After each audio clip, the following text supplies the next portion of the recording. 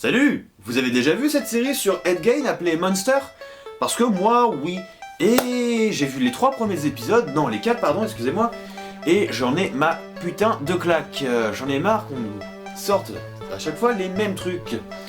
Dans cette vidéo, on va défoncer point par point cette série appelée Monster. Bon, déjà je vais pas la défoncer entièrement. Je trouve que la première saison sur Jeffrey Dahmer était assez brouillon.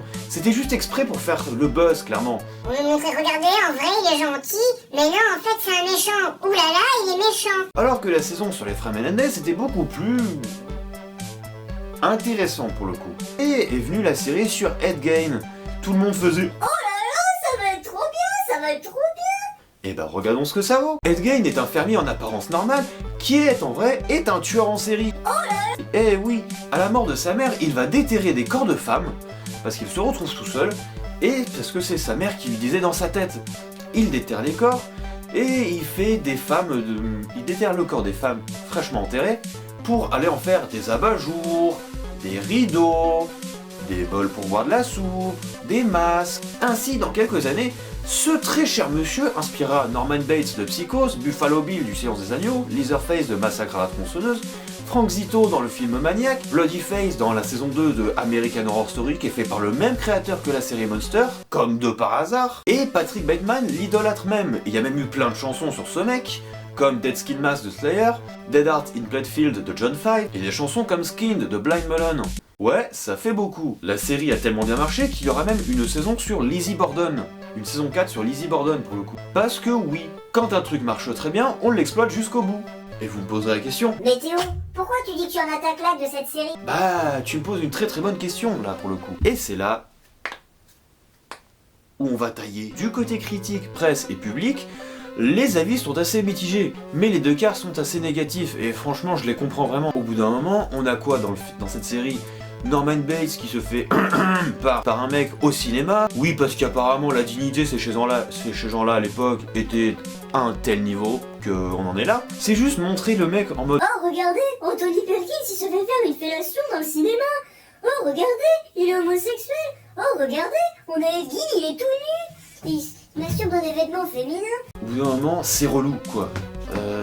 C'est relou, c'est long, c'est chiant, et c'est assez confus entre Psychose et la vraie vie de Ed Gein. Et on a aussi ce petit moment bien gênant aussi, où on voit carrément Ed Gein faire un tour de magie dans sa ferme macabre. Et franchement, cette série se prend de libre permission sur...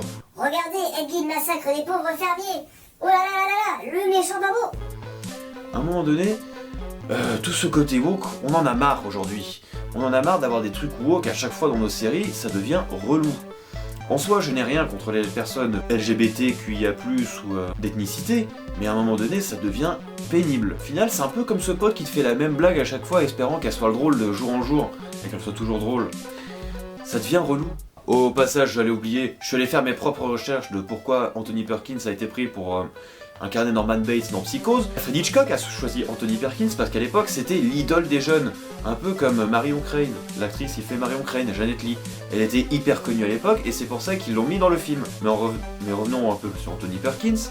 Il a été choisi pour ce rôle parce que c'était l'idole des jeunes, non pas parce que c'était un homosexuel. Faut arrêter les conneries à un moment donné. Et notamment, il devait un film à la Paramount. C'est un peu comme Bruce Willis quand il a joué dans Armageddon. Il devait des films au studio et du coup il a joué dans ce film. Et maintenant, je vous propose de passer à une conclusion. Voilà, tout simplement. Au final, je fais cette vidéo pour souligner que aujourd'hui, le cinéma ou Netflix en général, à part nous proposer des live-action que personne n'a demandé, des réadaptations de films, des remakes que personne n'a demandé, encore des séries sur des tueurs en série extrêmement juste là pour faire le buzz, bah aujourd'hui on sait plus nous livrer grand chose.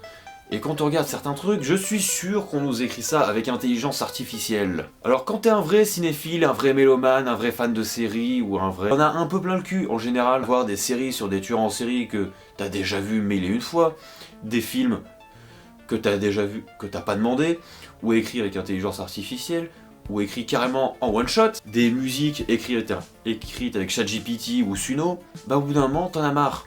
Alors je sais que mon avis va en énerver certains, alors n'hésitez pas à aller m'insulter dans les commentaires.